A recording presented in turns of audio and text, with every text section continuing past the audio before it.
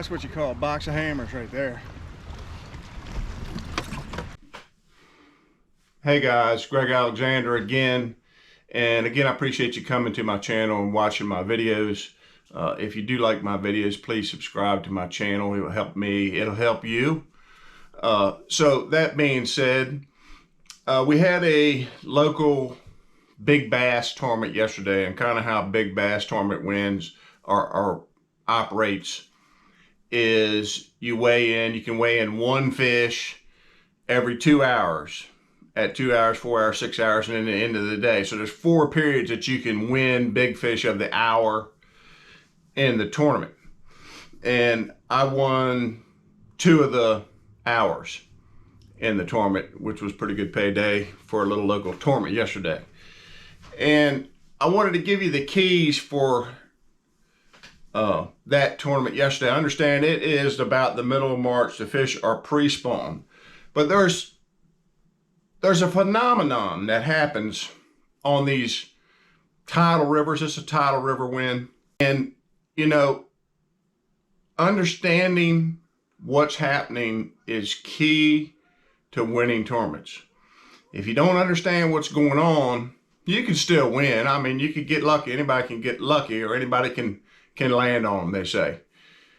And even if you do understand, it doesn't necessarily mean you are going to win, you know, because there's a lot of conditions you can't control. But I wanted to explain today a spring phenomenon that maybe a lot of bass fishermen don't really take into account when they fish early spring tournaments. We have 3 migrations that happen in the spring of the year on these tidal rivers. We have first a yellow perch migration. These yellow perch, they start first. They come out of the brackish water, saltier brackish water where they've been in for the winter time, and they migrate up these rivers and then they spawn. And then a lot of them hang around, some of them leave. Or then they just kind of, you know, from spawning, they disperse around. So early spring on these rivers, you need to be focusing on something that's yellow perchy, okay? Bigger baits, green and gold and black with a little bit of red, things like that. So that's over now. That spawn is over.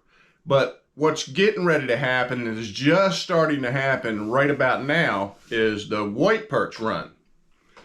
So the white perch are a little bit, you know, for the most part, you know, they're all different sizes, but there's a lot of little ones mixed in. So I believe that these bass, you know, the tide comes in for 6 hours, goes out for 6 hours, comes in for 6 hours, goes out for 6 hours. I believe they can smell these perch coming.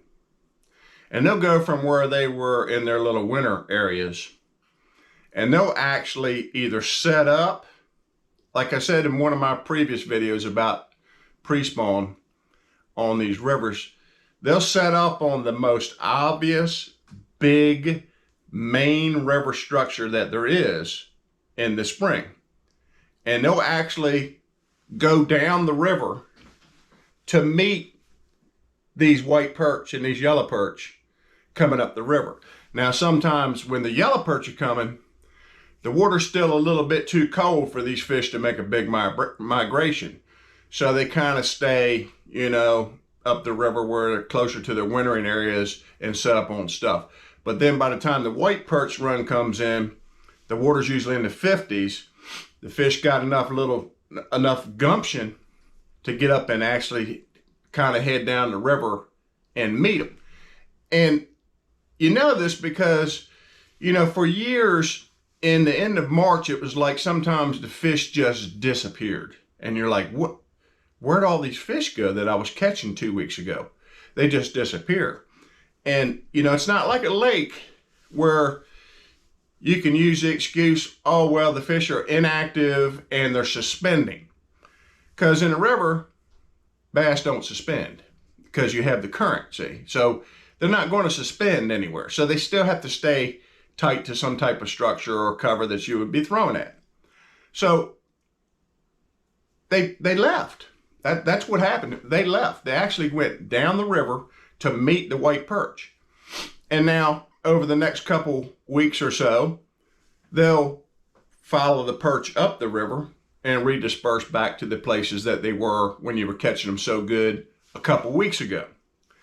So there's one more migration that happens in a lot of our rivers, and it's the blueback herring. The actually ocean running blueback herring will migrate into the rivers. And they do this usually a little bit later than the white perch.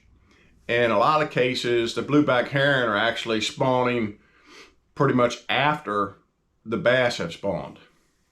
And nature has a way of balancing things out. So what it does is it gives these bass a big meal after they've spawned to help recover from the spawn. So understand those three migrations in these rivers will help you understand what's going on in the early spring. And so me understanding that in this tournament, I made the moves that I felt like I needed to make to get where the bigger fish were. And of course I catch, two of the biggest fish in the tournament and win 2 of the 4 periods doing this. And how did I do it? Big main river structure, down the river farther than anybody else was fishing.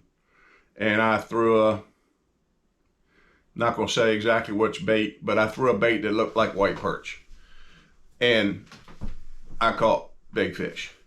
So I just wanted to bring that information to you guys today, because I'm sure a lot of you have probably never even really thought about it or how it affects how you can catch largemouth bass on rivers, tidal rivers, in the early spring period of time. So again, I thank you for watching.